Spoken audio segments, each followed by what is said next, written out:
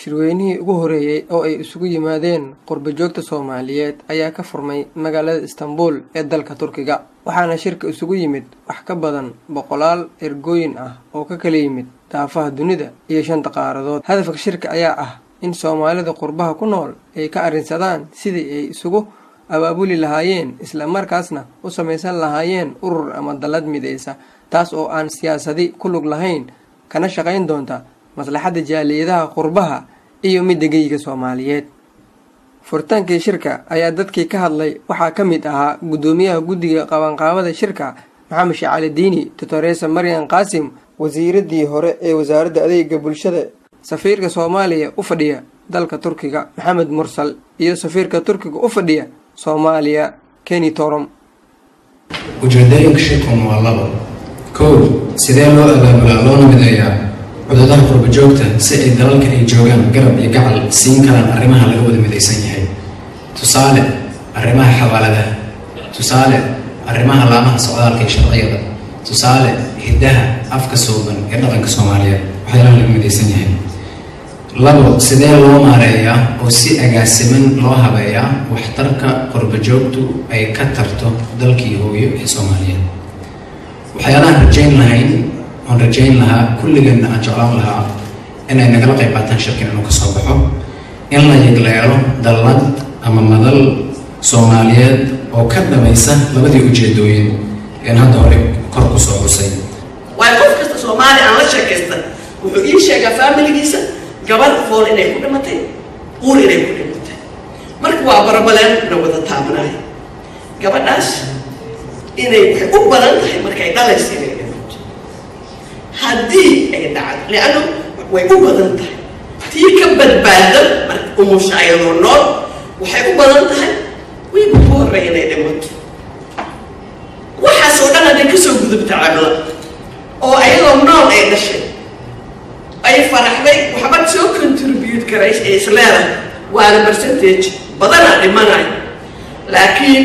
tii wax soo contribute karaysay waxay u badan tahay wixii ay rabtay giftigii ay waday bil uusan noolaanayn ilmaha Soomaalida oo aan hal bil gaarin dhimashadooda statistics ma rabi inaan ka hadlo dareenkayga raba inaan la qaybsano.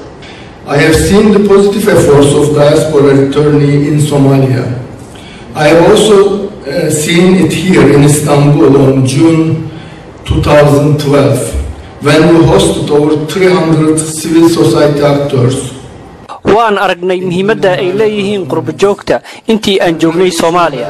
waxaan si gaar ah u sii aragnay markii aan Istanbul shirka ku qabanay sanadii 2012 oo aan isu keenay ilaa iyo 300 oo dadka ka tirsan ururada bulshada rayidka iyo waliba odayaasha dhaqanka oo u baahnaa madal ay ku wada hadlaan xilligaasi oo ahayd xilli muhiim ah oo laga gudbay ku meel gaarkii waxaan xusuustaa shakhsi muhiim ah oo ay sheeko dheerna dhaxmartay kaasi oo ka yimid Minnesota dalka Mareykanka waa Cabdirasaaq Xaaji Xuseen ra'iisul wasaarihii hore ee Soomaaliya oo hadda xijaabtay.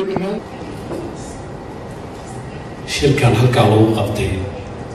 qiimaha ummadda Soomaaliyeed uu fadhiyo runtii qofka halkaa fadhiya waxaan aaminsanahay ilaa xad uu dareemi karaa laakiin maanta idaacadaha marka laga maqlo guud ahaan mass communicationka marka laga maqlo waxaan u malaynayaa waxaa laga filan karo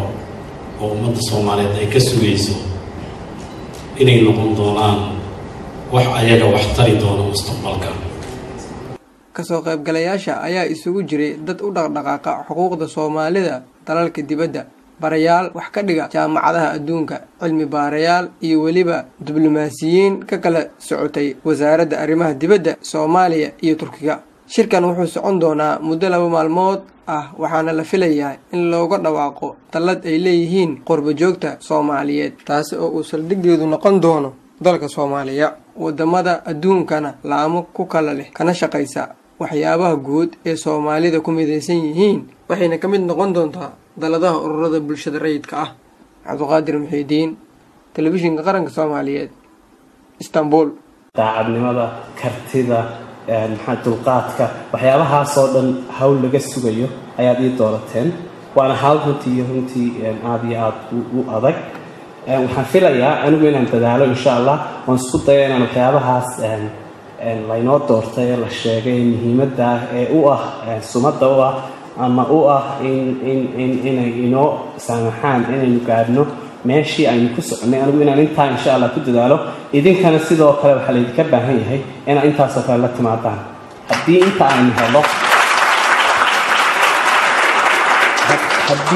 aynu helo waxaynu runtii ka gali doonaa taraagii dheeraa aan soo gallay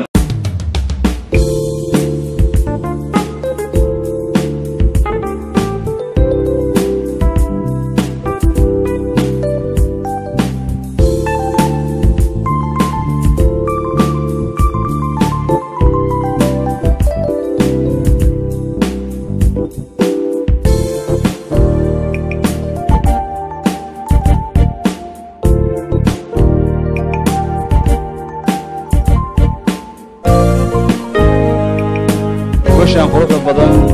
walaalahayn Virginia North daafurka ururka qurbajoogta Soomaaliyeed caalamka Global Somali Diaspora waxaan kala doonayaa inaan u mahadceliyo His Excellency Former Prime Minister and the current Ambassador to Somalia His Excellency Umar Abdishah Abdishaarke iyo waxaan kala mahadcelinayaa dhammaan dadka sharafta leh ka soo qayb galay oo ka mid yihiin State Department-ga waxaa kaloo halkaan daafurkan maanta nala jooga jabtarada Ohio waxaan la joogaa Arizona Maryland waxaa kaloo jooga Minnesota iyo waxaa kaloo joogta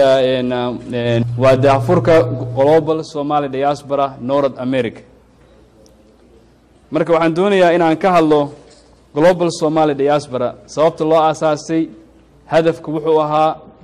iyo waxaan doonayaa inaan maanta kulankan aan kaga tagno markii hadii la hay'idmo aan doonayaa inaan uga tagno Global Somali Diaspora waxaa lagu aasaasay waddanka Turkiga sanadkan gudihiisii bishii June 2014 kadib markii uu dhacay wartashi dheer oo dhaxmartay bulshada Soomaaliyeed oo ka kala yimid caalamka halkaas oo u tashteen danahooda guud shirkaas waxaa ka horeeyay gubno hoose oo looga hadlayay maxaa horta ummadda Soomaaliyeed u baahan tahay sida lagu socotiin ummadda Soomaaliyeed burburka 25 sano ugu habsaday ilaa 2 milyan ilaa 3 milyan oo Soomaaliya ayaa adduunka ayaa iska around the world ayaa adduunka ku faafsan dadkaas way jiraan waxaan marka hore doonayaa inaan u mahadceliyo dad Soomaaliyeed oo isku dayay waxa anaga waxay ka askumantay magaalada Turkiga markii la aadayna waxa isugu tagay dad badan ee ka tagay qurbaha ka kala yimiday oo meesha lagu casuumay Bristol ilaahay wuxuu nasiib uga dhigay in uu gudoomiyihii uu noqdo nin annaga lana ah reer Bristol aad iyo aad aan u soo dhaweynaynaa aad iyo aad aan u taageeraynaa aad iyo aad aan u garab istaagaynaa insha Allah ta'ala hadduu alla idmo jaaliyada Soomaaliyeedna oo ku nool magaalada Bristol Madan Abdi waxay ku ballan qaadaysaa adiga iyo ururka aad liid garaynaysaa inaan aad iyo aad ku taageerno annaga haddaan nahay odayaashii iyo marti sharafta qiimaha iyo qaayaha le caawa halkan isugu yimid dhammaantiin waxaan idin leenahay habeen wanaagsan waxaan si sharaf iyo qiimo badan idinkaga mahadnaqaynaa waqtigiina qaaliga ah ee xilligan qabowga daran uu jiro inaad u soo horteen caawa inaad ka soo qayb gashaan barnaamijkan aan ku daafurayno qaybta qurba joogta Soomaaliyeed ee caalamka ku nool ee gobolka Mareykanka ee magaca loo bixiyay uu yahay Global Somali Diaspora dabcan magacaasi oo Soomaaliyeysanna iyaga ayaan ka rajaynaynaa inay keenaan maadaama qodobadooda markaan arkay ay ku qorneed afka dhaqanka iyo hidaha iyo luqadda Soomaaliyeed ayaan wax ka qabanaynaa waa tahay barnaamijkeenu caaw wuxuu ka koobnaan doonaa qaybo kala gedisan dabcan waxaan filayaa ta ugu muhiimsan oo dhammaantiin isha ku haysaan inay tahay Axmed Naaji Sacad oo nala jooga oo uga yimid ilaa iyo Afrika inuu barnaamijkan daafurka ah qurba joogta qaybta gobolka Minnesota uu ka mid noqdo oo isla markaasina barnaamijkan magaca loo bixiyay uu yahay higsiga israaca oo macnaheedu tahay inuu ka shaqeeyo in Soomaaliya ay israacado isla markaasina qurba joogtu ay door ku yeeshaan midnimada ummadda Soomaaliyeed waxaan rajaynayaa inay riyadaasi dhammaanteen oo dhabowdo sidoo kale daafurka dabcan waan ka waramay waxa kale xusid mudan oo aan jeclahay inaan xuso waxaad ka warhaysaan 2 maalin ka hor wixii ka dhacay waddanka Soomaaliya oo qaraxii aadka u xanuunka badnaa dadka faraha badan ee waxgalka ee Soomaaliyeed ay ku baaba'een arrintaasna waxaan rabnaa sidoo kale inaanu xusno ka tacsiino isla markaasina kuwii dhibaatada geystay aanu cambaarayno isla markaasina aynu tilmaano sidii ugu muhiimsan arrimaha wax looga qaban lahaa dabcan qayb ka mid ah khudbadaha arrintaasi looga hadli doono waxba yaan hadalku ila tagin ugu horeyn waxaan jeclahay ayadaha quraanka kariimka inaan barnaamijka ku furano waxaan u yeerayaa oo ayadaha quraanka inoo akhrinaya cabdikariin cabdilaahi muuse oo ah qaari quraanka si wanaagsan u yaqaan isla markaasina ka mid ah jaaliyadda Soomaaliyeed ee gobolka Minnesota qaybtooda Jaska oo dabcan ururkoodaasina uu madax u yahay ila soo dhaweeya cabdixakiim وسوري عبد الكريم عبد الله موسى. أعوذ بالله من الشيطان الرجيم. يا أيها الذين آمنوا اتقوا الله حق تقاته ولا تموتن إلا وأنتم مسلمون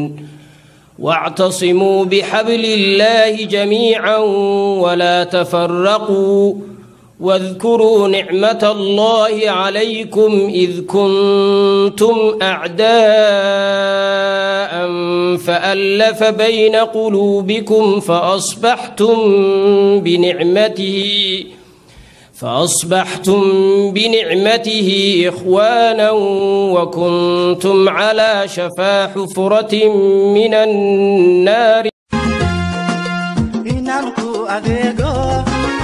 adduunyada intaan jiro waajibkaaga oobshaa axdi kuugu maraya arligaygo